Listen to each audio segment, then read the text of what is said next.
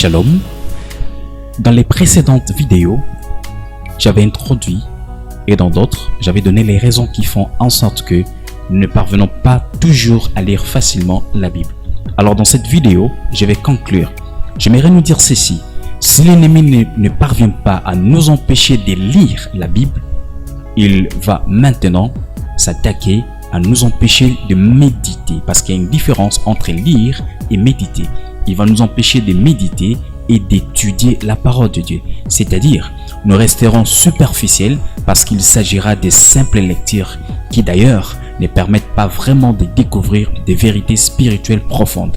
Et pour ce faire, il nous pousse à être pressés, il nous pousse à ne pas concentrer assez du temps, il nous empêche d'avoir vraiment un temps qu'il faut pour pouvoir méditer et étudier minutieusement la parole de Dieu. Et s'il ne parvient pas à nous empêcher de lire, de méditer ou encore d'étudier la parole de Dieu, il passera dans sa dernière étape, la plus stratégique, c'est celle de nous empêcher à mettre en pratique la parole de Dieu.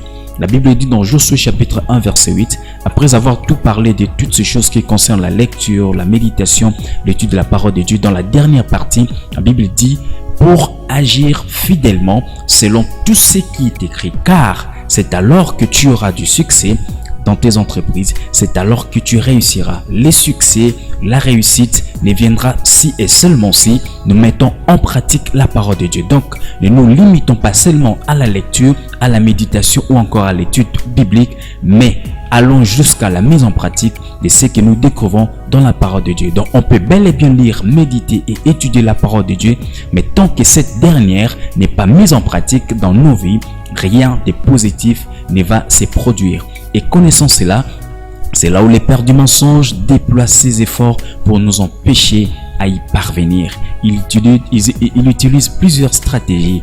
Par exemple, il nous fait oublier la parole de Dieu parce que lorsqu'on oublie la parole, on ne saura plus la mettre en pratique. Ou encore, il suscite en nous des doutes. Vous pouvez lire, méditer, étudier, comprendre la parole de Dieu, mais il va susciter en vous les doutes. Par exemple, ce qu'il a fait avec Christ. Dans Matthieu chapitre 4 verset 3, la Bible dit, les tentateurs s'étant approchés lui dit, si tu es fils de Dieu, si tu es fils de Dieu. Donc il le pousse à douter de sa position.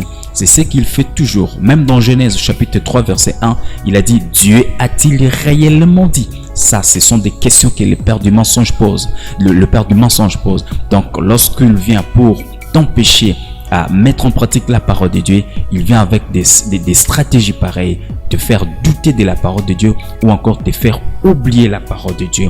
Voilà pourquoi je nous invite à ne pas seulement lire la parole de Dieu, à ne pas seulement méditer ou étudier, mais nous devons mettre en pratique ce que nous étudions, ce que nous comprenons dans la parole de Dieu.